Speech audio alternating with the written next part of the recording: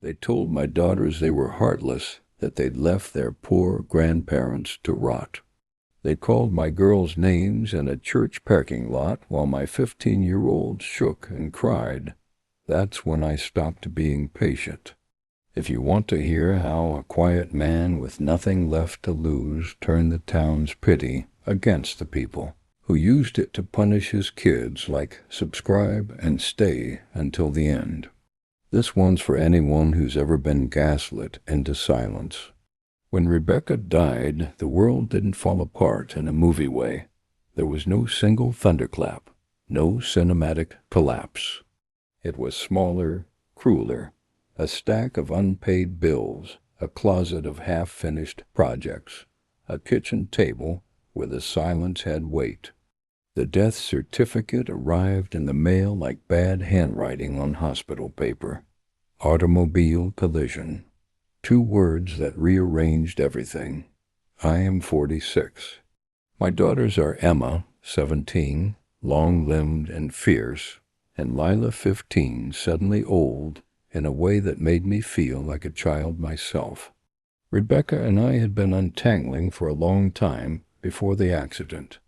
The threads of our marriage had frayed in arguments, in cold silences, in the long, hard work of separating 2 lives that had been braided together. There were lawyers and spreadsheets and the slow humiliation of dividing what we'd made together into smaller pieces. Then the affair happened. Not the kind whispered about in Saturday gossip. No, this was the kind that landed on my daughters' laps like broken glass. They found photos at 3 in the morning because teenagers do this. They poke and click and want to know the truth. Maybe Rebecca thought teenage daughters would be softer than lawyers. Maybe she thought it would stay private. It didn't. When Emma and Lila came to me, they weren't vindictive or triumphant. They were hollowed out. There was a look in their eyes like someone had taken the color out of their world and misplaced it. The betrayal was not abstract. It felt like a theft. They found text messages that read like a secret language, selfies that had been passed between 2 adults who had chosen to build something outside the family, and later, the worst of it, photographs of 2 little boys who weren't mine. I remember sitting at the kitchen counter at 2 a.m., the refrigerator light humming, the city silent outside our windows, and trying to map how every decision had led to this: the lying, the legal papers, the late-night discovery. My daughters did not hate Rebecca in the way strangers might. They grieved in fits of anger and confusion. They hated what she had done to their identity, to the woman who had been a mother and suddenly was a mystery. Every counselor's office we sat in smelled like stale coffee and unsheathed apologies. Alongside the unraveling came my in-laws, Walter and Elaine. Walter is 78 in that way old men are. A man who thinks the world can be arranged with the right handshakes and the right phrases. Elaine is 80, tidy, the kind of person who counts forks after dinner. They are small-town pillars in Willowbrook, people who have been at the center of church picnics, who've hosted potlucks, and said the right things at the right moments for decades. They were also, increasingly, my daughter's antagonists. I don't pretend to be blind to complexity. People are not cartoons. But watching Walter and Elaine lean into this affair with full hearts, defending Rebecca's choices, praising Sophia in private messages, minimizing the pain of my kids, felt like salt in a wound. They didn't just forgive what had been done. They rationalized it and wrapped themselves in righteousness, while my daughters were left to pick up the pieces. The first time I realized their support would not be quiet, that it would bloom into something ugly, was small and mundane. Grandma-type comments in church, a cereal box at a bake sale with a note about family, a nudge to rekindle relations. It would have been easier to laugh if the stakes had been lower, but soon enough the stakes were very high. Walter and Elaine started speaking louder and to the wrong audience. It's easier to hurt someone when you have allies. Walter and Elaine had influence, not the loud kind you hear about in the paper, but the slow, consuming kind, members of a congregation who trusted them because they were familiar, neighbors who took their word as gospel. Willowbrook listens to its church elders the way the rest of the town listens to weather reports. So when Rebecca died and grief started to be weaponized, the stage was already set. They pushed for custody. I am not a man who forgets documents. I'd kept the divorce stuff because legal life requires receipts. But custody, that felt obscene. They wanted Emma and Lila because in their telling, the girls were abandoning their mother's family, leaving Walter and Elaine to some imagined loneliness and poverty. I knew the headline, "Grieving Grandparents Seek to Save Girls from a Cold, Callous Father," or some variation of that. I knew how easily a narrative can be constructed, and how potent it can be when fed into a small town's rumor machine. The farmer's market that weekend was supposed to be a bomb. I'd given Lila a little birthday money, a handful of bills, and a promise. Pick what you want. Be happy today.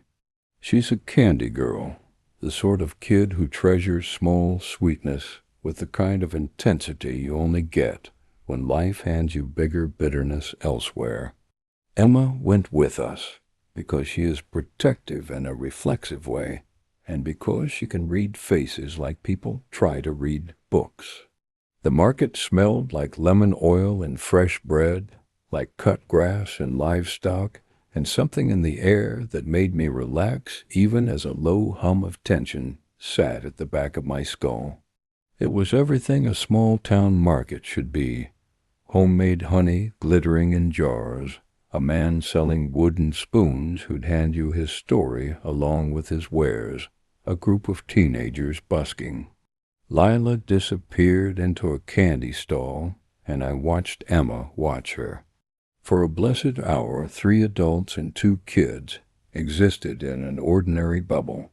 The velvet of taffy, the sour of gummies, a father with 2 daughters buying gumdrops, as if this action could temporarily reorder the universe.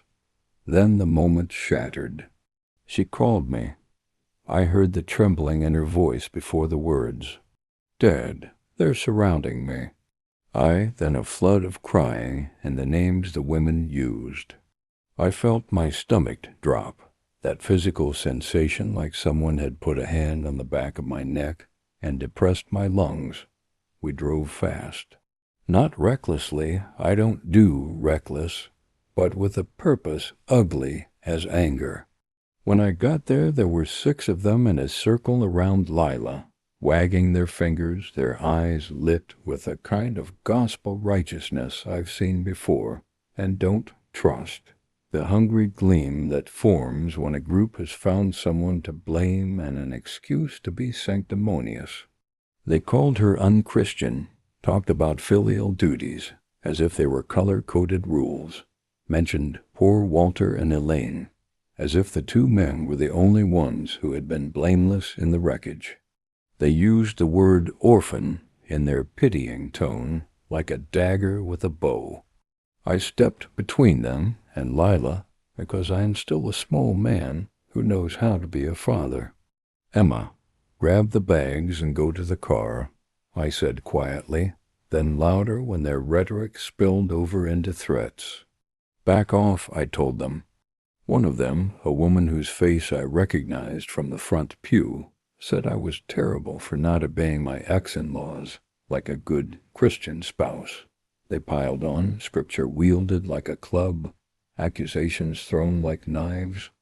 The market manager intervened, like a mediator at a messy dinner, and in the shuffle we left with our purchases and a cloud of muttered sanctimony behind us. They trailed us like vultures for a while, preaching in clipped sentences, until the town's pleasant window of commerce closed, and we drove away. That night, after the girls were asleep and my house smelled faintly of the lemon tarts we'd bought for Lila, I felt the anger as a physical weight. It sat in my hands and made my fingers shake when I tried to read. I didn't sleep well that night. My thoughts circled like dogs, picking at the same bone. How you get to this point. How people can turn grief into a weapon and use community as a blade. The next morning I reached out to a man I know at the church, a pragmatic guy, someone who's shown me kindness in neutral places. He apologized before he spoke. He told me that Rebecca's mother had posted a story in the church's private Facebook group, a long, dramatic piece that painted my daughters and me as monsters who had left Walter and Elaine homeless. It was confident, breathless, and full of half-truths. It suggested we were cold and unloving, the sort of language that gathers momentum like spilled oil catching fire. The post was the first small beetle of infestation. It spread, messages of support, private notes of consolation, the sort of pity that begins to harden into alliance. In that private group, sympathy for Walter and Elaine swelled, and my girls, my daughters, were suddenly the public villains. They had, in the telling, refused to see reason. They had, it was whispered, driven their mother into misery for exposing the truth. I read the screenshots on my phone like an autopsy. The story was carefully framed to omit the important parts, the affair, the messages, the evidence of a relationship between Rebecca and Sophia, instead offering an alternate universe where Rebecca had been a faithful victim and the girls were cruel daughters. The post was an act of narrative violence. It took a complex human mess and cut it into the neat line that made my daughters the guilty party. What I felt then wasn't simply a father's anger. It was something older, fury at being gaslit in public, at having the moral language of our town used to punish the ones I loved. I'd watched my daughters shrink in therapy as they tried to reconcile being mourners for their mother, while also carrying the burden of what she'd done. And now strangers with a megaphone were telling them to be ashamed for surviving. I could have walked away. I could have relied on lawyers and let the judiciary decide. But Willowbrook is a town where the court of public opinion has as much muscle as a magistrate. Sometimes getting the facts in front of the right faces changes what a court will even consider. And besides, there was a darker personal truth. I was tired of being passive. For months during the separation, I had kept copies of texts and emails. I kept them not because I wanted ammo for a spectacle.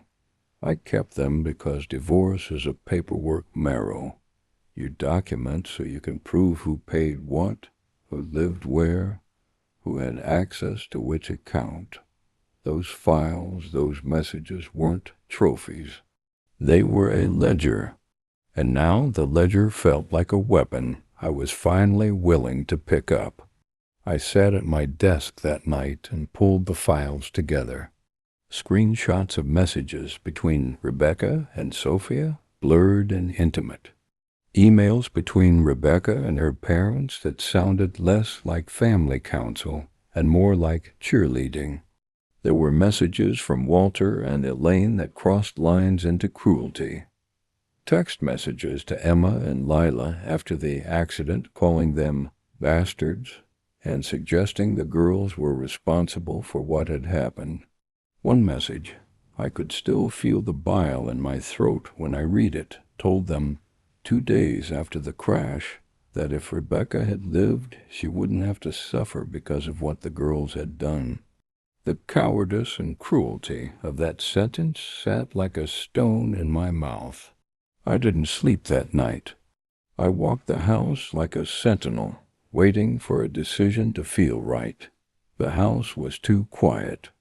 The girls' rooms looked like tombs of teenage life. Posters half peeled, a diary with a lock they'd abandoned, a hoodie that smelled faintly of lavender. Lila's birthday presents lay unopened. Grief had 1,000 small manifestations. Morning came pale and thin. I drove to the print shop because I had to do something tangible. I carried the files like a man carrying a hammer he didn't want to use, the kind of object that changes intent simply by being present. At the shop, I paid for glossy prints and small binders that looked like hymnals when closed. I had the covers done carefully. A single photograph of Rebecca and Sophia seated on our living room couch, smiling in a way that betrayed more than friendship. Underneath, Rebecca Parker and Sophia Ruiz, relationship timeline. The names were real, but I remembered to breathe before I touched the paper. It did not feel noble. It did not feel clean. It felt like confessing a sin and then deciding to write it on the church notice board so everyone could see the penance. But there was a moral clarity to it, too. The truth, if placed where people who needed to see it could pick it up casually, might cut through the manufactured story.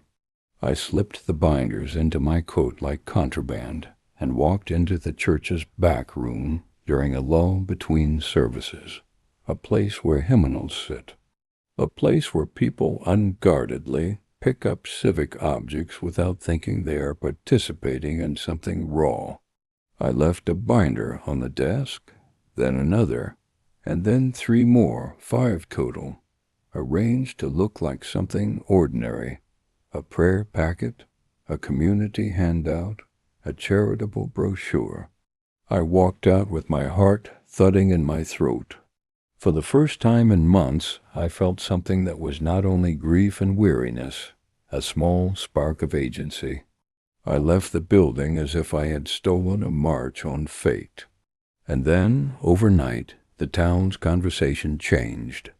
The church's private group, where the misdirection had started, exploded in the opposite direction. People who had taken the original post as gospel started to see the pictures, the messages.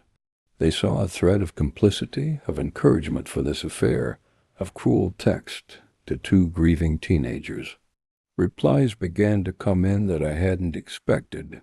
Apologies, private messages of support, even offers to meet the girls and ask forgiveness on behalf of the congregation. Walter and Elaine retreated like people who've been found out. They posted performative grief on their personal pages, lamenting being alienated. But the momentum had shifted. Those who had been quick to pity the grandparents were now confronted with something else, that the grandparents had been less saviors and more enablers. When the pastor stepped in to try to calm people, his tone was not the neutral shepherding I'd once admired. It was strained and small, and for the first time held the hint of moral dissonance. I watched the congregation circle, watching what would happen next. The town began to ask different questions. Where had the Post's version of events come from? Who benefited from a narrative that turned teenagers into villains and absolved adults? For the first time since the accident, Emma sat across from me and didn't look like she'd been drained. She still had wariness in her eyes, but it was laced with a slow, cautious relief. Lila smiled for the first time in weeks in a way that wasn't brittle. They read the messages from people in the church who'd personally apologized, who'd offered support. I will confess something here. A small part of me liked it. Not the power trip. I don't mistake myself for a vigilante king, but the reversal.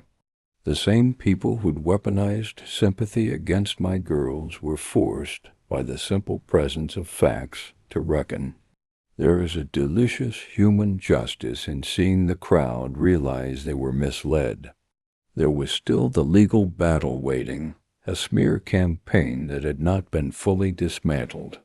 Walter and Elaine could still go to court. They could still ask a judge for custody if they convinced the right person. But that wasn't the only fight. This was a battle for my children's reputations. It was a fight for the small moral space that a teenager needs to be allowed to both grieve and be angry without being shamed into silence. I told myself then that I had crossed a line I'd hoped never to cross. I had created a spectacle in the very place where one had almost been created against us. I had, in a sense, answered fire with controlled fire. There are people who will say I stooped to their level. Maybe they're right. Maybe sometimes you have to be willing to mirror what has been done to you to protect what matters. That afternoon, an envelope came in the mail. 2 apology letters addressed to my daughters, and a perfunctory invitation to support meetings from the church. I left the letters where the girls could find them. Lila read hers and crumpled it against her chest like a talisman. By the time the sun set, the town had rearranged its assumptions. Some people who had been vocal in their condemnation of my daughters were now conspicuously quiet. Walter and Elaine retreated into social shadow, their private Facebook filled with performative laments about loneliness and how the elderly are forgotten. An attempt at damage control I found insincere to the point of insult. I could have stopped there. I could have closed the binders and called it an act of necessary defense. But a new thought had taken root, dark and firm. What other truths needed to be placed in front of those who'd been misled? How far could a small document travel within the microecology of a small church's rumor mill?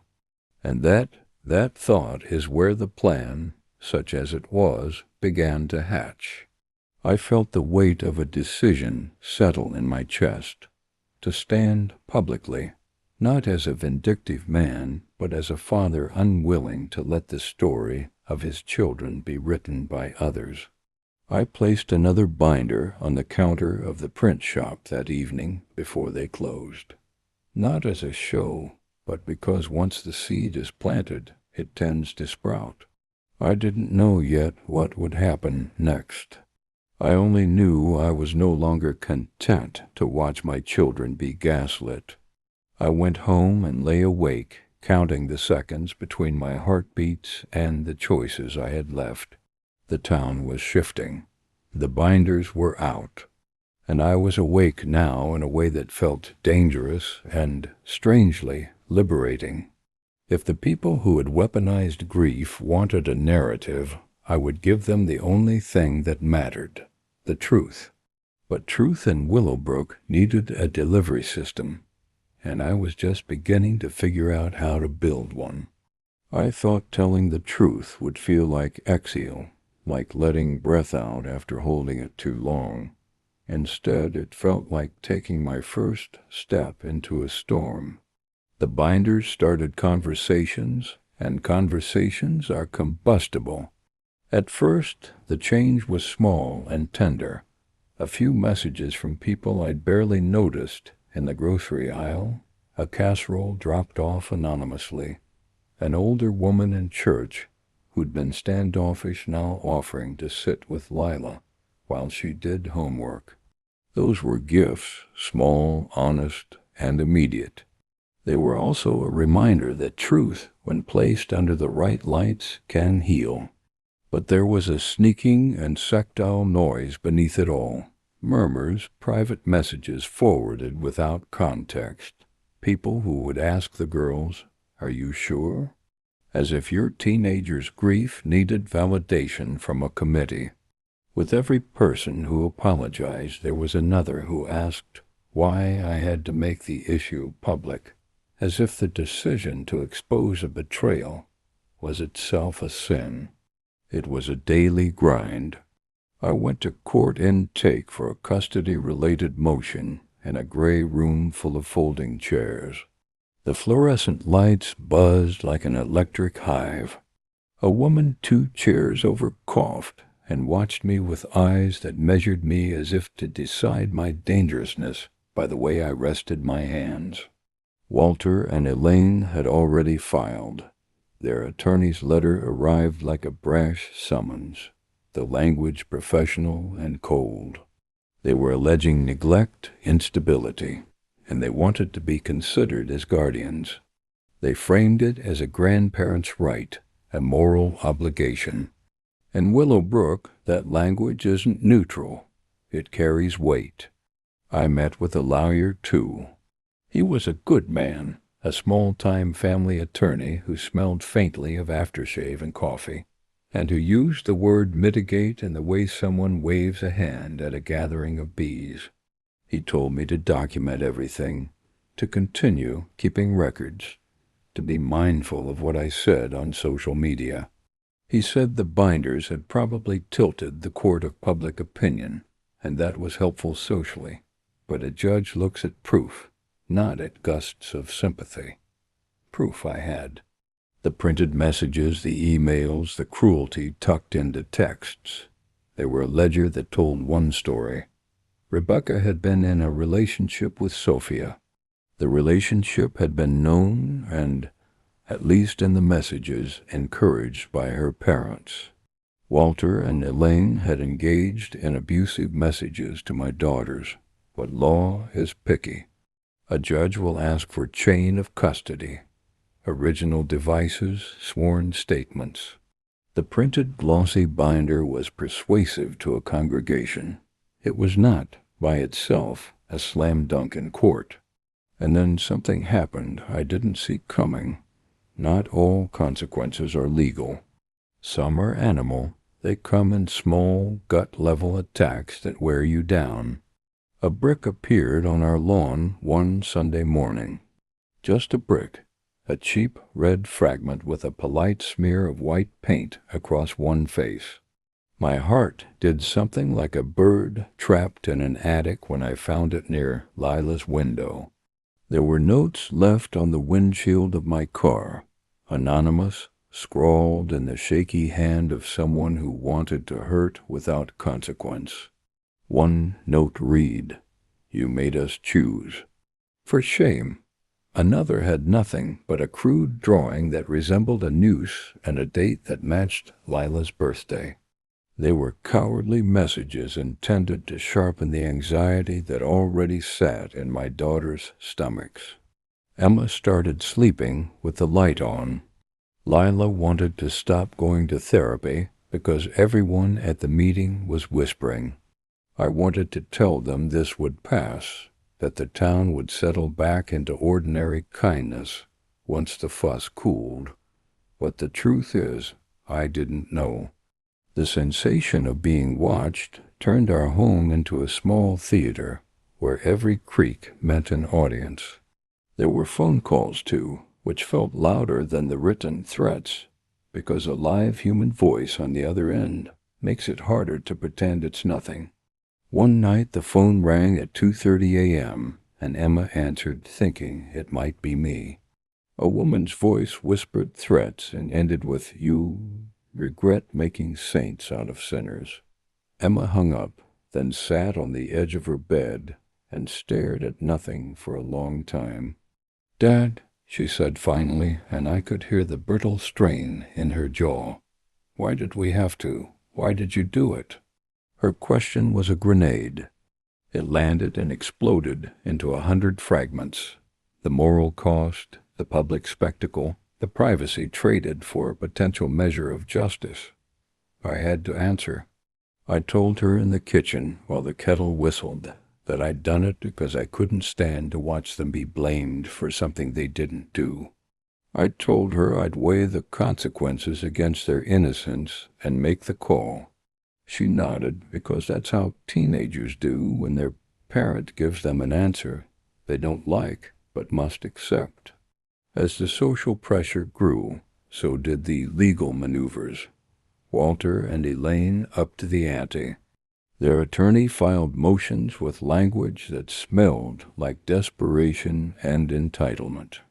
They claimed in sworn statements that the girls were willfully alienating them and that I was a bad influence.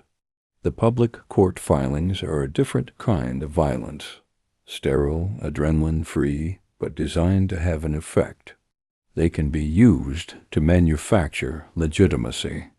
I spent afternoons in my lawyer's office, a room with blinds that made parallel lines like prison bars when the sun hit them. We compiled logs, subpoena requests, and affidavits from people in the church who'd seen the messages and admitted to their initial error. One woman, a teacher, offered a notarized statement about having read the messages and confronted Walter and Elaine about the cruelty. Another family provided a letter describing how our girls had always been kind and engaged members of the community until the affair's fallout began.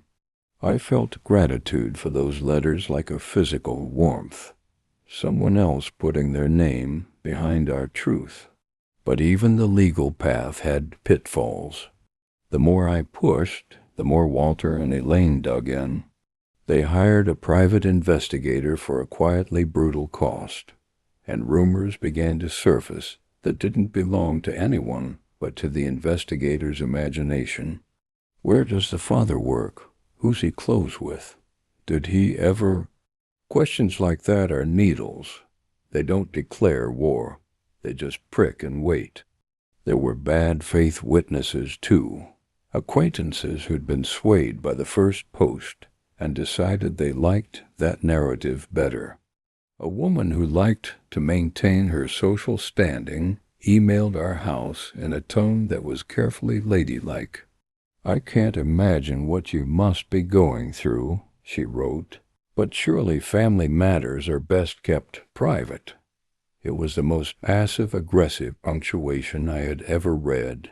Sometimes the town's disdain is so polite it hurts more. Lila withdrew into the geography of her room. She arranged her candy like talismans and read only books with endings that were neat. She stopped using her art supplies because she said everything she painted looked like a funeral. Emma took on a kind of armor. Headphones on the bus, terse replies in public, eyes that scanned doors and exits the way a guard would. Their resilience was both admirable and fragile. I watched them and felt the double-edged nature of having taken action. We were safer in truth, but we were also targets. There were moments that almost broke me. One afternoon, returning from school pickup, I found our mailbox pried open and a letter with a glossy, professional look inside. A note from someone pretending to be a journalist who wanted to learn all sides of the story. The letter smelled of old tobacco and a brand of opportunism.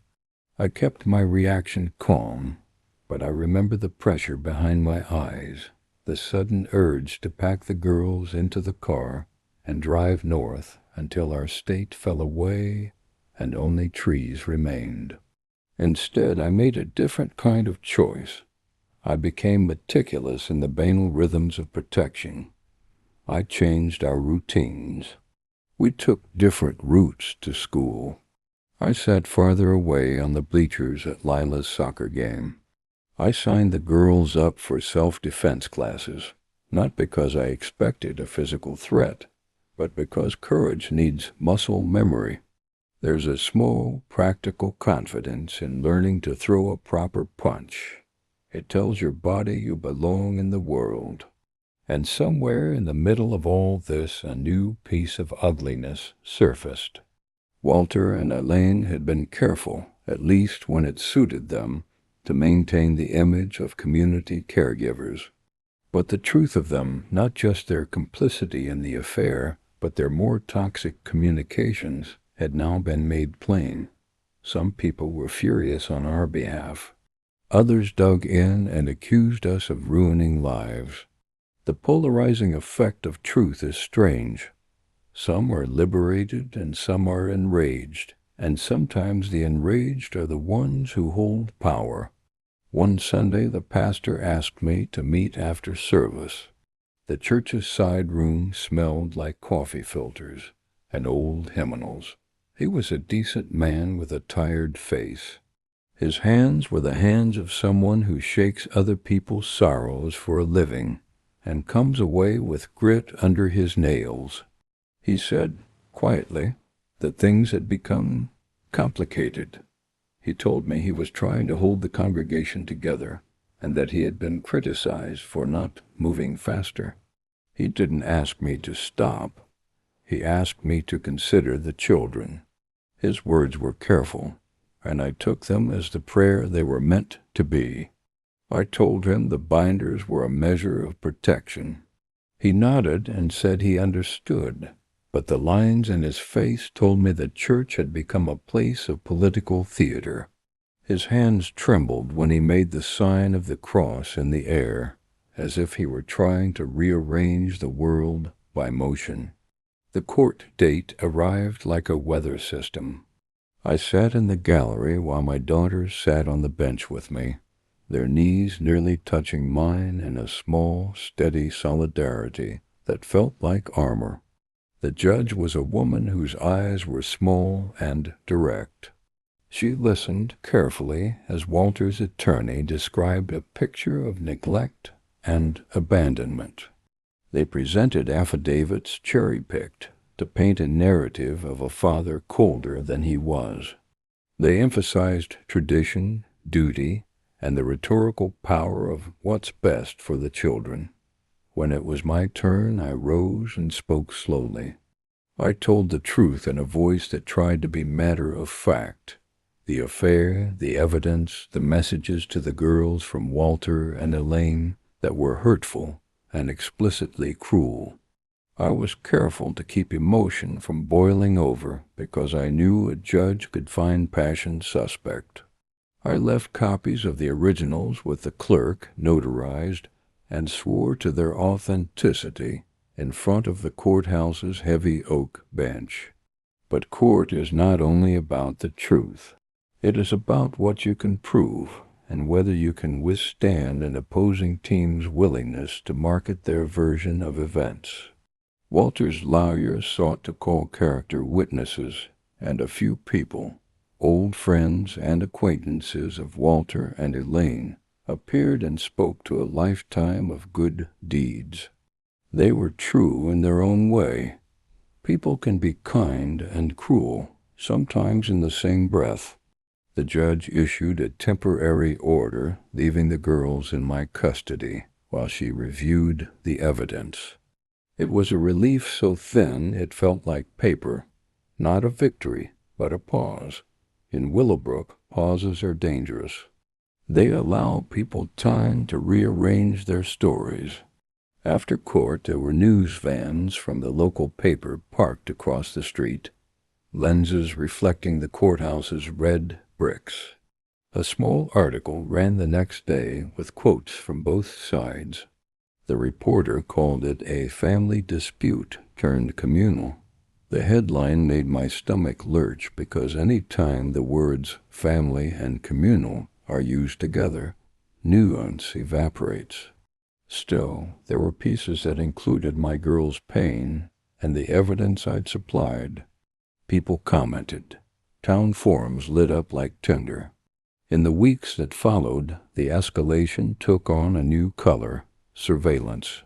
Someone started showing up on our street on slow afternoons to sit in a car with the magazine open as a shield. At first I assumed it was coincidence. Then I saw the same make of car twice. My blood cools and pours now in memory. I took to checking the driveway at night and calling the police when I saw a vehicle that didn't belong. The officers were kind but non-committal. Unless a crime is committed, the law is often slow. One evening, in the murky twilight, I caught a glimpse of a figure at the end of my driveway. My breath contracted so tight I thought it might break.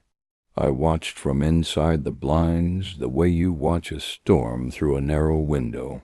The figure left a folded piece of paper on the porch and walked away. I opened it with hands that shook. Inside was a photograph of the girls, taken from far enough away to be legal, but close enough to be invasive. Someone had followed them to the bus stop. The image lodged in my chest like a stone. I felt my temperature rise with a cold fury. This is where fear stops being an internal weather condition and becomes a command center. Protect, document, act. I filed the photo with the police and asked for surveillance footage from nearby shops. I made a noise I hadn't made in months. I asked for help loudly, using the name of the law. They sent an officer who was kind and sympathetic, and he took my statement like a man who has read many cruel chapters of small-town disputes. He promised to keep an eye on the neighborhood, to increase patrols, to take the report seriously. I believed him in the way you believe a person you hope will hold your hand across a busy street. It helped, but it didn't make the car disappear. Through all of this, the girls grew more complicated in their responses. Emma began to write in a journal again, but with entries that filled pages with nothing but the same sentence. I'm trying. Lila started attending choir again, a place where she could be anonymous in a chorus, and then quit abruptly after a week, explaining that singing in a group where people were still deciding whether to forgive them felt like betrayal. They were trying to stitch themselves back together with whatever needle they could find.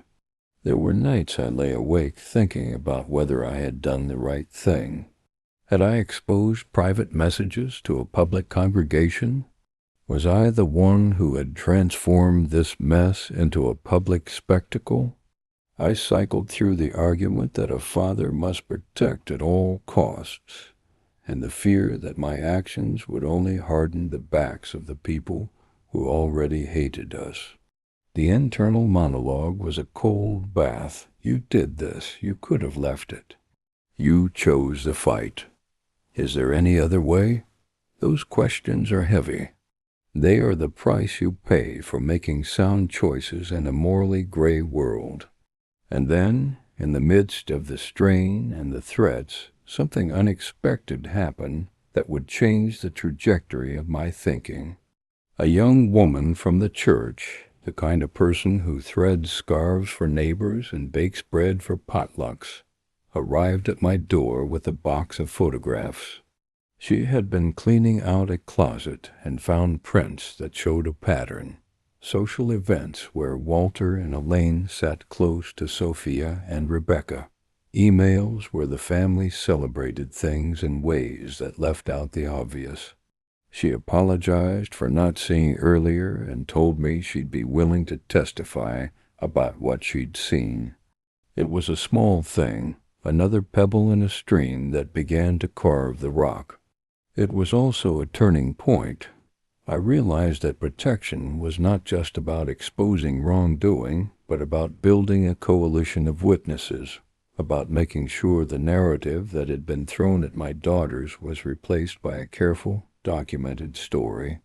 The binders had been the first move. The second had to be more surgical. If the binders had been a flare, I needed a map, a slow, careful plan that would outlast outrage and stand up in a calm, judge-friendly light. That night I sat at my desk, the same desk where I had once, in the fog of divorce and grief, kept receipts and balance sheets. I spread out the new photographs, the notarized letters, the police reports, and the timeline of messages. My hands were steady now, practiced in a new craft, assembling facts in a way that could not be easily unraveled. For the first time in months, the chaos felt like a puzzle I could solve with time and patience. But with the construction of a plan comes exposure and risk.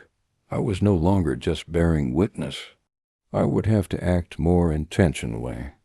I would have to engage with people who could amplify truth in ways a small binder could not.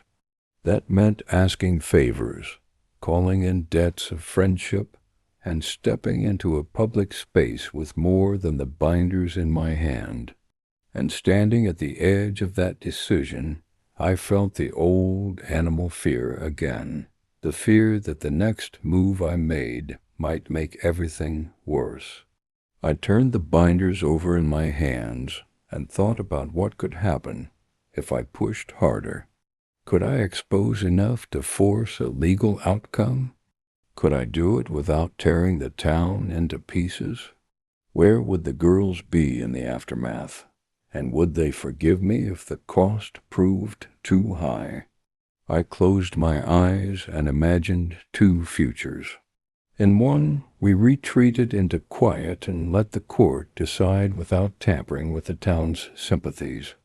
In the other, we pushed forward, built a network of witnesses, and made sure the truth sat in front of everyone who mattered, because in small towns perception is sometimes the final judge. And then my hand found the phone. The decision to escalate felt less like a thunderclap and more like a series of tiny, determined footsteps.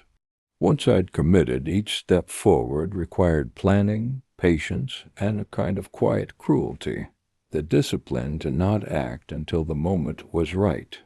My lawyer and I met on a Tuesday morning in his cramped office. The room smelled of old paper and lemon-scented disinfectant. He spread the documents on his desk like a general marshaling troops. "We can litigate," he said, tapping a notarized page, "or we can shape public opinion to make litigation smoother." He didn't say revenge, he didn't need to, but the implication was there. Use the social evidence to strengthen the legal case and strip the other side of its moral cover. "We need chain of custody," he continued. "Get the originals. We need witnesses willing to swear on the record. And we need to be careful. Nothing that looks like intimidation, or we give them a legal hook. But you did good with those binders." It showed people a pattern. He looked at me like a man calculating a chess endgame. "Now let's convert sympathy into statements and statements into court-ready evidence." He was right. The binders were a match that lit tinder. Now we had to make sure the blaze did not become a forest fire that consumed everything. The strategy became clinical: documentation, witness cultivation, and timing. I made a list, a habit from old project management days, on a legal pad that smelled faintly of printer ink. The list was simple: 2 columns, social and legal. Under social, witnesses, congregational leaders, media, only people I trusted.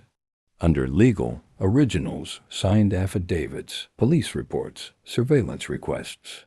I started by securing originals.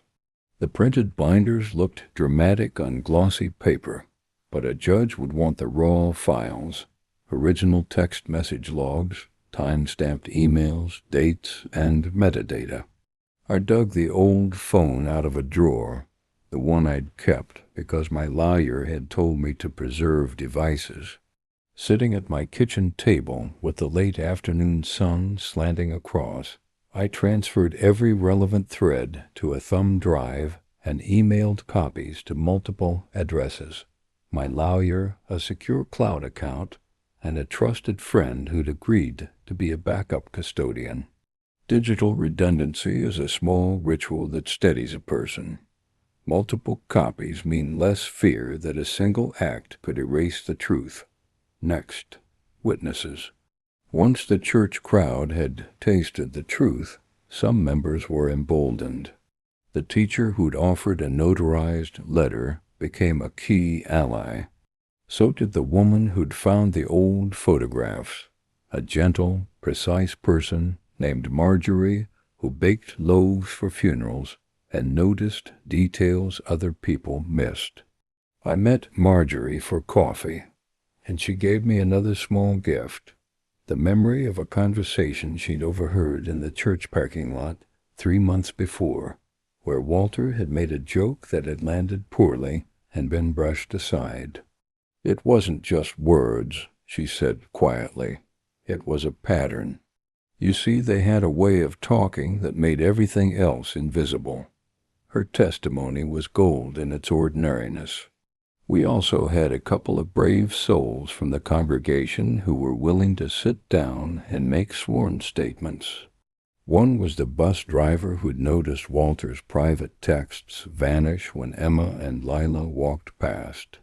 The other was a neighbor who had been present at the tail end of a heated family dinner and could corroborate the tone of conversations. Each time someone agreed to sign an affidavit, I felt another small pressure leave my chest. But the plan needed a public vector. If the binders had been closed and picked up by only 5 people, their reach would have been limited. I needed the story to sit in front of as many reasonable eyes as possible, not as a smear, but as a documented, verifiable narrative. That meant the local paper, yes, but it also meant crafted moments where truth would be handed to people who would take it seriously. I thought about the support meetings the church had offered in the wake of the incident, thinly veiled invitations to shape the narrative. They had sent the letters that morning, polite and cleaned of heat. I decided to attend, not to argue, but to present calmly. The last thing I wanted was shouting in a crowded room. The last thing I wanted was to be able to be accused of theatrics. I would use the meeting for what it was, a forum with ears. The pastor agreed to let me speak at one of those support sessions. He called it a healing circle, and he asked me to present what I had in a way that honored the church's space. I told him I would, but I would present facts, not a performance. He hesitated, and then, with a soft voice, said he hoped the town could come together. I had to trust that he would be neutral enough to let the truth do its thing. In the days before the meeting, I rehearsed what I would say. I wrote it out like a speech I didn't want to give, measured sentences, minimal invective, pauses where emotion would have been expected. I practiced in the garage, in the shower, in the car, while waiting for the girls' practice to end. The rehearsal became a ritual, a way to make sure that when I spoke those words, the words that could tilt a courtroom and rearrange a congregation, they would land with clarity instead of rage. But even the cleanest plan has edges where danger lurks. There was a man who'd been watching our house more persistently lately, the same make of car, the same dark jacket in the same spot on the corner. I decided to test him. I changed my route home without telling anyone and watched to see if the vehicle followed. It did. My heart sank in a way that felt like a physical blow. We were being surveilled. The knowledge painted the rest of my plans with urgency. If we were proactive, we had to be even more careful about being caught doing anything perceived as underhanded. The night before the support meeting, a window of possibility opened in an unexpected place. A reporter from the local paper, the one who had covered the courthouse story, reached out after a neighbor called with a question about the binders. He asked if I would be willing to answer a few questions on record. Journalists are prying by trade. They asked for dates, copies, and a timeline. My lawyer advised caution, but he also recognized the instrumentality of a balanced article. "If it's fair," he said, "and you can handle the questions, it will help anchor the narrative." We agreed to a short, basic interview focused on facts. Interviewing for print is a strange intimacy. You speak and another person shapes what you say into public language, and sometimes they smooth the edges in ways that are merciful, and sometimes not. I told the reporter about the binders, the messages, the cruelty of certain texts, and the efforts we'd made to document everything. He listened, wrote things down, and later filed a piece that, to my surprise, took care to lay out the timeline rather than the gossip. The article didn't slander anyone. It presented the collision of public grief and private betrayal. It positioned the binders as a turning point and included quotes from 2 church members who'd changed their minds after reading them. The response was immediate and slightly intoxicating. Private messages of support, people in the grocery store nodding awkwardly, a neighbor bringing over a pie. The more measured, journalistic telling made the story feel less like a scandal and more like a community reckoning. The paper's tone forced people who had been careless with accusations to think before they posted. Still, there was escalating resistance. The in-laws didn't sit idle. They deepened their legal strategy and widened their social network. Their attorney, who smelled of cigars and expensive cologne, sent a terse letter insinuating that the binders were a campaign of harassment. It was a paper-thin strategy. Accuse the accuser of being the aggressor. We expected it. My lawyer responded with facts and calm. He requested discovery. The legal dance began. Parallel to the legal choreography, I plotted for a social event that would be public and unavoidable. A memorial service type gathering the church was planning to honor Rebecca's life, a service that before the affair surfaced had been intended to be a consoling ritual. Walter and Elaine planned to be center stage there, with their narrative of victimhood ready to be recited. The pastor, caught between pastoral duty and the new facts, didn't cancel the event, but allowed me to speak during the open floor portion if I wanted to. I asked for 5 minutes. Those 5 minutes were going to be surgical. I would not shout. I would present the evidence through the lens of accountability. Not an attack, but a request for honest reconciliation. I rehearsed the delivery until my tongue was sore. I wanted to maintain moral high ground. I wanted people to listen without thinking I had come to feed into spectacle. The morning of the service arrived with a heavy, wet fog that hung over Willowbrook like a shawl. The church bells rang, a muted, melancholy sound. People I knew filled the pews, and some I didn't.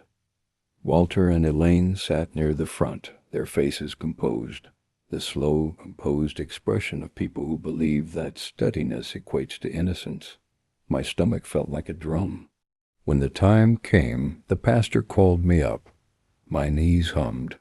I unfolded the paper on which I'd written my 5 minutes and looked at the crowd. Their faces were upturned, and in them I saw curiosity, fatigue, and the faint shimmer of judgment. I spoke slowly. I started with the basics, the things even the sympathetic could not dispute. Rebecca had died in an automobile collision. We all grieved.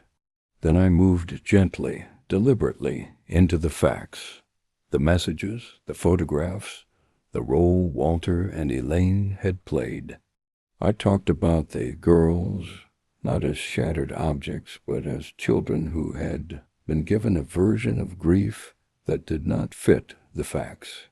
There was a rustle in the congregation when I mentioned the text where Walter called my daughters bastards. People winced. The pastor's hands, folded at his waist, trembled. I handed a copy of the timeline to the pastor and asked that it be made available in the back of the church for anyone who wanted to read for themselves. After I spoke, there was a suspended moment, the kind of silence that lives before an orchestra begins. Then, a low murmur. Then people moving. 2 women walked up to me and pressed their palms together in apology. A man I'd seen at the market for years shook my hand and promised to read the documents. The pastor spoke afterwards about the need for truth and grace and encouraged anyone with questions to take the materials. From where I stood, it felt like a small victory, but the in-laws' response was swift and predictable. They issued a statement on Facebook detailing their pain and accusing me of weaponizing grief. Elaine's post had a theatrical sadness, a picture of her hands folded in prayer, and a paragraph about being abandoned by cruel children. It was marketable melancholy, an image that would make a handful of people decidedly sympathetic. Social media became a needle and thread of my life then. Comments, private messages, and accusatory posts. Some people attacked the messenger rather than the message, but the pattern was shifting. Several people who had initially rallied behind Walter and Elaine posted follow-ups saying they had read the binders and found them persuasive. Others dug in, and in doing so they became more isolated. I needed a way to lock the momentum into something legally usable.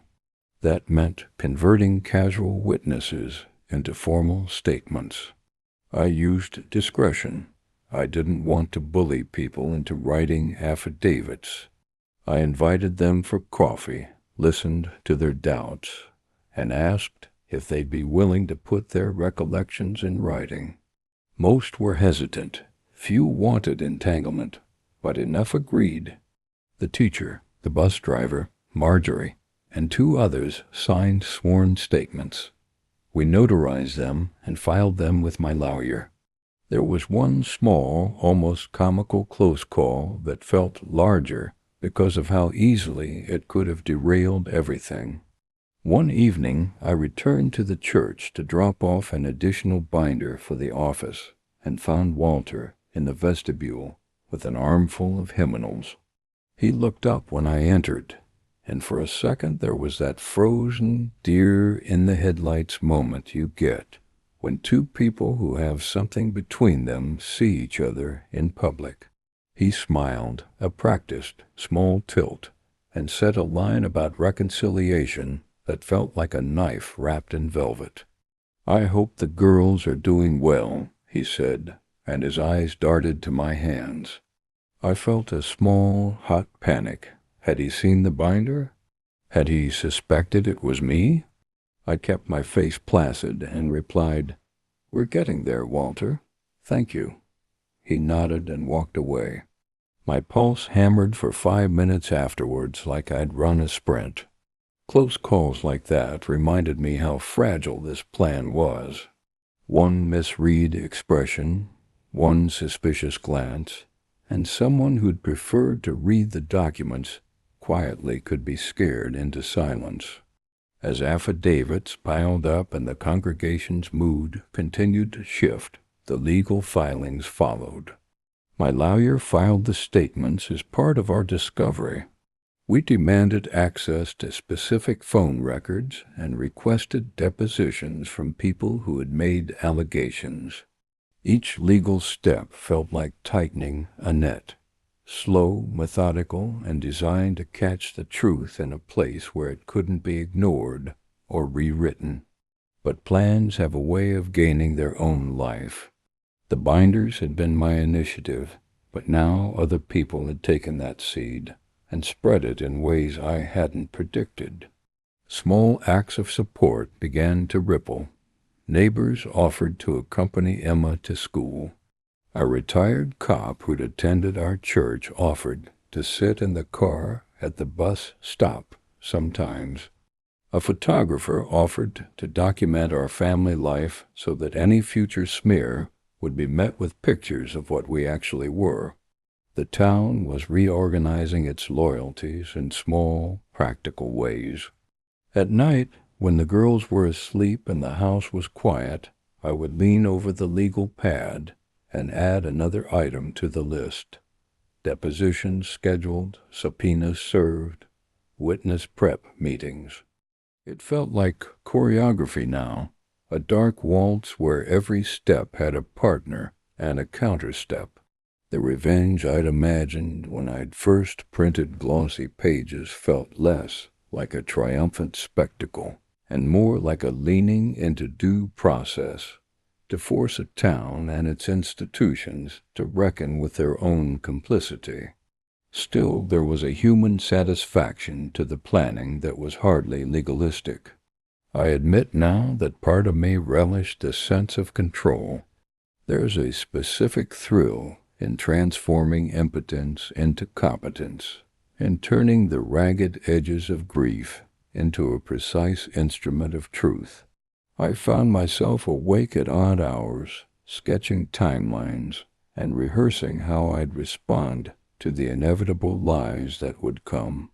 And then, a week before our big deposition schedule, we had our first major close call. A neighbor called me while I was at work. "Your mailbox," she said, voice small. "Someone left something in it this morning." I turned a color I don't often turn, the color of blood moving where it should not. I drove home with my heart pounding like an alarm. It was a folded sheet of paper with a typed list, names of people who had signed affidavits, addresses, and a thin, venomous line at the bottom. "We will find you." The sheet smelled faintly of cigarette smoke. Whoever had left it knew how to frighten without leaving fingerprints. For a second I thought of retreat. I thought of purchasing a house in a town that did not know my name and packing the girls into the car and driving until the map lost meaning. But the image of Emma's face, steeled and brave, and of Lila's small, wobbly smile, when they'd first read an apology letter, those faces argued for staying. I called the police. They took the paper. A detective, the kind who speaks softly but with precise authority, told me they'd look into it. He also told me something practical and valuable. If you have any reason to believe your family is in danger, document everything. Keep copies. Do not engage. He said it like a mantra, and in that moment I realized that documentation had become our religion, the altar at which we prayed for justice. At 3 a.m. that night, I sat at the kitchen table with coffee gone cold next to me and thought about consequences. If our legal strategy worked, and if our swamp of statements and documents held, Walter and Elaine would be exposed in a way that could not be easily undone. If it failed, the consequences could be devastating. Court-ordered visitation, permanent community ostracization, the slow poison of rumors made official. I sat there a long time, tasting the bitter coffee, feeling the weight of the decision. The plan was in motion. We had witnesses, filings, an article that had leaned toward fairness, and a pastor who, while uncomfortable, had allowed truth to be presented in his congregation. It was time to move from planning to execution. Execution is a deceptively clean word. It suggests a single decisive blow. But in our case, execution would be a series of small, persistent moves. Depositions, affidavits, a critical meeting where the pastor handed the binders to a church committee, and finally, a public deposition day where the narratives would face each other in a room with a stenographer and a judge's imprimatur.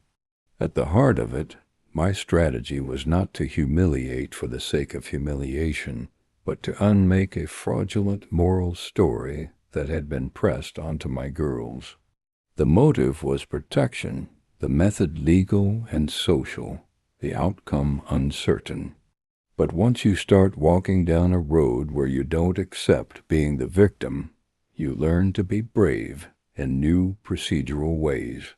That night I slept for the first time in weeks without the taste of panic, not because the danger had passed, far from it, but because the plan had a shape I trusted.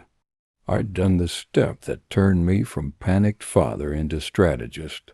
The next morning I woke early and walked past the girls' rooms. Emma's door was slightly ajar. She was already in the kitchen making toast, headphones in, eyes on some inner soundtrack. Lila shuffled in, rubbing sleep out of her eyes, and smiled at me in that fragile way that still manages to carry adulthood and childhood together. I kissed both of them on the head, the ordinary gesture of fathers everywhere, and felt that fierce, protective love that had guided me to this point. The coming days would be heavy. Depositions would require the girls to sit and recount invasions of privacy to a legal presence. There would be cross-examinations. There would be bitter moments. But there was also a plan that gave us an edge.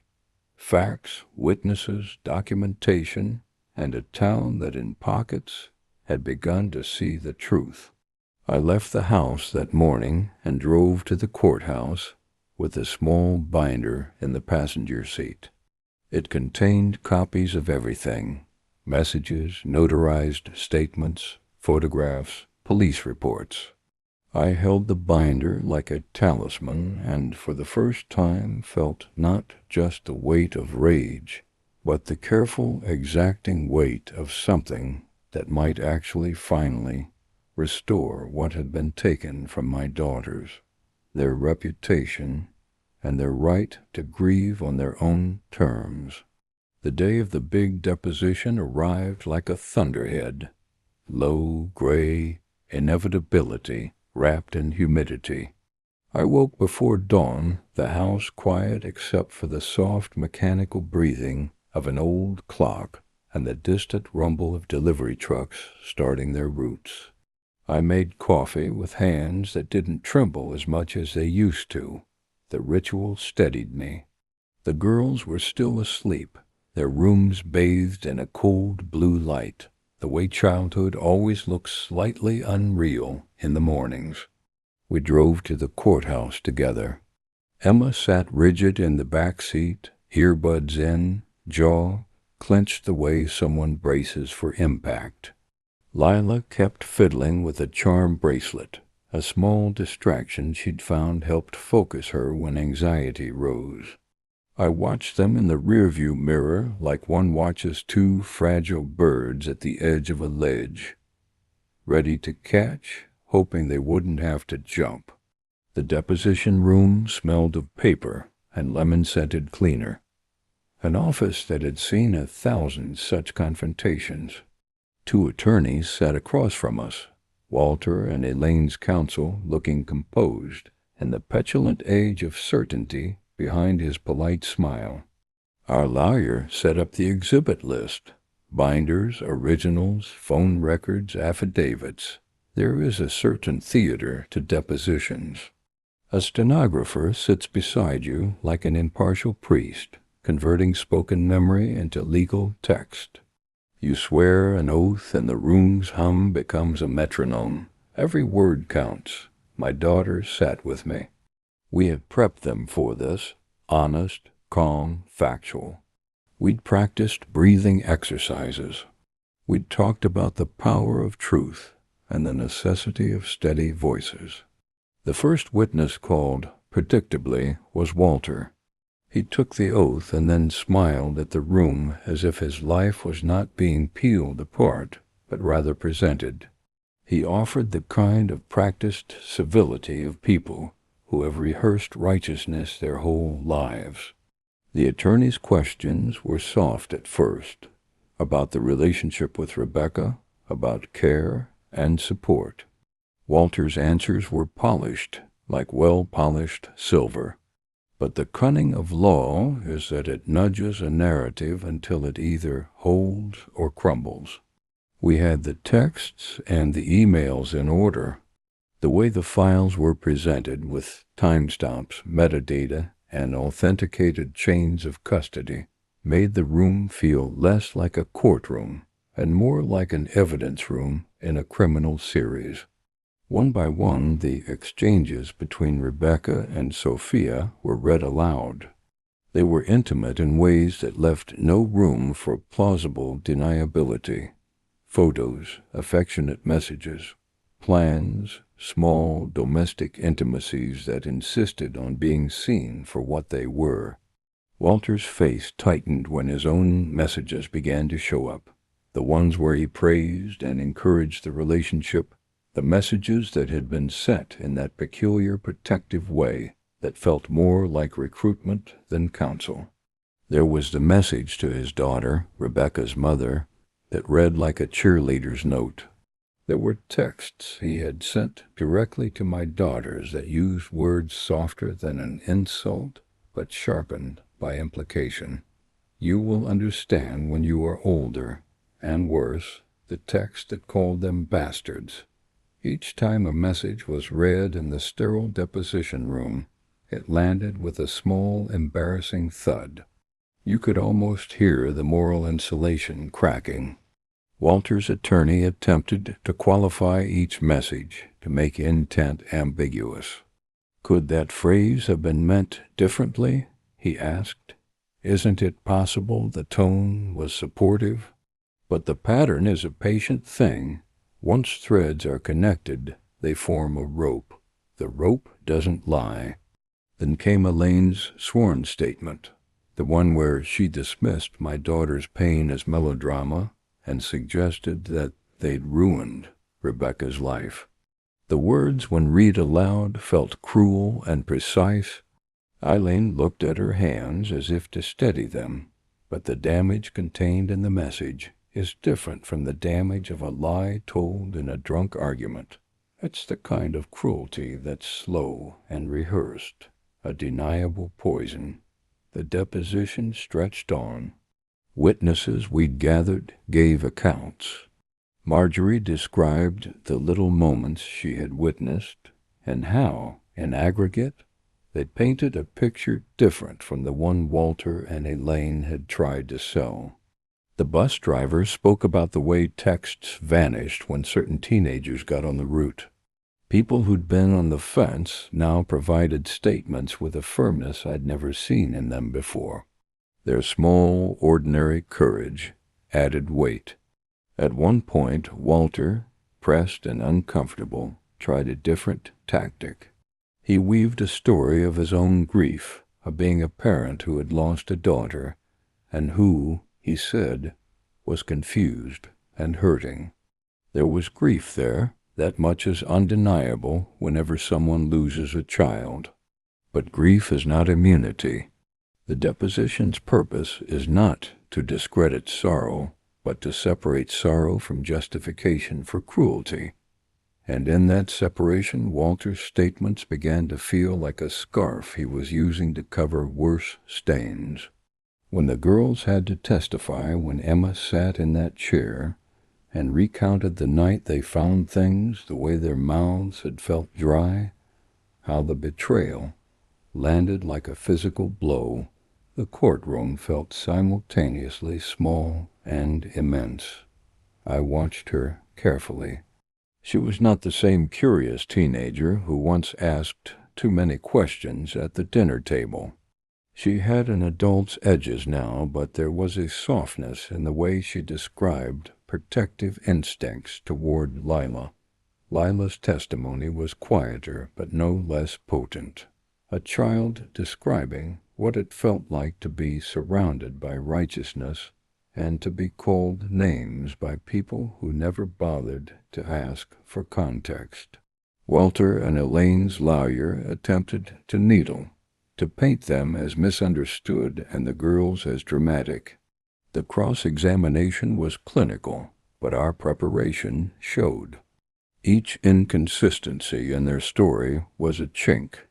Each pat excuse they offered was matched to a time-stamped photograph or a screenshot. At the end of the day, the deposition was a ledger. Exhibit after exhibit confirmed the pattern. When we left, the three of us walked out into the late afternoon, like survivors leaving a battlefield. The air outside felt fresher. Maybe it was only because the room's stale oxygen had been replaced with wind. Still, there was a sense of small triumph that felt almost audible. We had turned anecdote into record, rumor into documented evidence. The fallout was immediate. Within days, members of the church who'd been eager to support Walter and Elaine issued public apologies. The pastor, after consulting with his counsel and reading the depositions, made a rare public statement at Sunday service, an acknowledgment that the congregation had been fed a narrative that omitted essential facts and a request for humility. He did not call them liars. He held to pastoral language. But the point had been made. Walter's social capital eroded fast. The man who used to command deference in the town's social circles found himself needing to explain words he'd said in private and actions he'd excused under the guise of family loyalty. Elaine, who'd spent a lifetime creating an image of domestic grace, now wrangled the image of someone who had, at times, abandoned empathy for allegiance. There was a small audience who refused to change their stance. Some people doubled in defense of the grandparents, arguing that public airing of family matters was cruel. They attempted to reframe the narrative as a war on the elderly. But the combined weight of depositions, authenticated messages, and multiple sworn statements made that reframing a hard sell. It's hard to maintain a lie when the paper trail has the habit of accumulating. Legal action followed its own slow course. Our filings in family court were thorough. The judge, a woman whose face was all law and few theatrics, was exacting in her questions. I felt as if I'd been learning a new language, one that translated moral outrages into case law and factual matrices. The court's deliberations were procedural but consequential. The judge issued a ruling that left custody with me while mandating supervised visitation if any was to occur, grounded in the documented evidence of abusive communications. She also ordered an evaluation of the grandparents' suitability as custodians, a standard procedure, but one influenced by the gravity of the records we'd presented. The victory in court felt real, practical, protective, not vindictive. There was no gloating. The order was a shield. It was not a sentence meant to punish for its own sake. When the judge read her conclusion, that the girl's welfare should be protected from the kind of behaviors documented in the evidence, I heard a kind of release in the sound of my own breath. For the first time in months, I let myself imagine a future without constant inspection. But courtroom orders don't immediately heal the social cut. The town's whispers continued in the corners where people feel brave in private. My daughters still faced sideways glances at soccer games. A few shops declined to serve us politely. Some families withdrew invitations. Even friends who supported us publicly chose silence in mixed company to avoid the discomfort of conflict. The humiliation for Walter and Elaine was not only public but personal. People who had once invited them into their homes were now hesitant to accept their calls. A group of lifelong friends stopped showing up for their bridge nights. The pastor's phone, once a conduit of polite calls, now contained a laundry list of discomfited parishioners who wanted distance. The grandparents' social isolation collected like dust. Elaine posted again on Facebook, a longer, more elaborate piece this time, about being misunderstood and elderly neglect. Her words were processed and artful, but lacked the urgency of raw wounds. They looked rehearsed and therefore failed to curry the sympathy they sought. Walter, after a series of private messages went badly public, retreated into silence. They filed motions that continued in the legal realm, attempts to contest the credibility of witnesses, motions to strike evidence, but those moves felt less like power plays than desperate acts. What I found most surprising in the aftermath was not the public shaming that had a rough satisfaction, but the way small acts of solidarity reshaped our daily life. People who had initially been quiet in response to the binders came forward quietly. The woman at the bakery offered free bread for a month. A colleague from my accounting firm dropped off folders to help us organize documents. A retired teacher offered tutoring for Emma, who was slipping in algebra from the mental load she'd been carrying. It was the slow accretion of kindness that balanced the social cost. The girls changed in subtle ways. Emma started to go out with friends again, testing the waters of social life like an arm pushing through a thin skin. She rejoined a study group and began to talk more about college, about biology and the future, in the casual way teenagers do when they feel the horizon returning. Lila, bless her, began to sketch again. She painted a small series of watercolors that depicted hands holding, hands letting go, hands softened by time. She sold one at a local art fair and used the money to buy a new sketchbook. Those tiny victories felt larger than any courtroom ruling. Sleep came easier, but not without residue. I still woke in the night sometimes with the taste of metal in my mouth, the echo of anonymous threats. But the strange thing about heavy storms is that while they leave damage, they also clear the air. Our household felt more honest. The girls knew we had survived something together and that they had been taken seriously. There's a kind of intimacy in survival that is electric and quiet. People asked me afterward if I regretted the public path I'd chosen. The price had been high, and there were days I asked myself the same question. But watching my daughters recover their confidence and their right to grieve on their terms offered an answer more precise than regret. Protection and privacy are often in tension. I chose protection. It was messy. It required me to be public in a way I had never wanted. I had to use the very instruments, community gossip, social pressure, that had once been turned against us. It's the paradox of small-town life. The same megaphone that shouts you down can, when given the truth, shout for you. There were smaller, personal reckonings I hadn't expected. The relationship with some people in the church, including the pastor, changed. He reached out privately several times, apologizing for hesitating earlier and for the congregation's initial rush to judgment. Those conversations were awkward and real. The pastor was a good man who'd been disoriented by a complex human catastrophe. His courage came after the facts had been laid bare. I accepted his apology quietly. People are messy, and sometimes the most ethical move is to leave space for their correction. Walter and Elaine's social fall continued in its own slow way.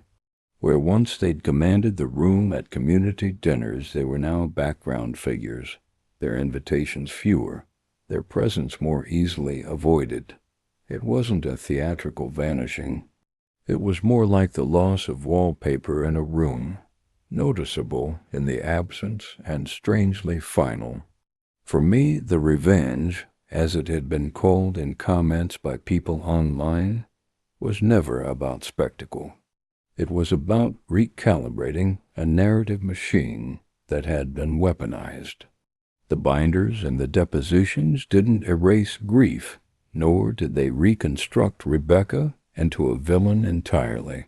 She was a complex human who had made choices that hurt the people around her. But when adults choose to obscure harm and then weaponize community sympathy against grieving children, a line is crossed. I wanted that line recognized and acknowledged. There have been quieter outcomes I cherish. A teacher who had been a bit distant began to mentor Ime for college essays. A woman in the church who had been a vocal supporter of Walter now brings Lila flowers at practice, apologizing and offering care without spectacle. Small acts accumulate into a mosaic of repair. The girls have friends who stand by them and people who, while they may never become close, respect the truth. And then there was the strangest aftereffect. Some people left the church. The rift, the affair, and its fallout made staying together in a place whose center had been shaken more painful than leaving. A handful of the congregation formed a small, informal group that met weekly to talk about responsibility, boundaries, and how to support teens through complicated grief. It was in its way the best possible outcome, a community that chooses to learn rather than circle the wagons. I am not naive. Small towns have long memories. There will always be people who look at me and see trouble. There will always be whispers in line at the hardware store. But the law backed our household. The town's moral compass had been nudged, and the girls could breathe. That, for me, was the crux of any satisfaction. The revenge had been methodical and surgical. I'd turned the tools of community against the instrument of misdirection. I'd used documentation to dismantle a constructed narrative. I'd done so not for spectacle, but to protect two girls who'd lost too much already. A few months after the judge's temporary order, there was a quiet afternoon when the three of us sat on the back porch eating peach cobbler. The air smelled like cut grass and warm sugar. Lila had a smear of cobbler on her chin, and Emma laughed at the way she tried to wipe it away and missed. The simplicity of that scene is, in retrospect, the kind of currency I had been fighting for. Ordinary moments that teenagers should be able to have without being accused of cruelty. I found myself thinking about the binders again. I thought of the careful way I'd arranged the evidence, the hours in print shops, the breathless drive back to the church the night I left them on the desk. In quiet honesty, the binders were not only instruments of revenge, they were a map I made when I felt lost. A map is not the same as a weapon. It is a way to find your way back.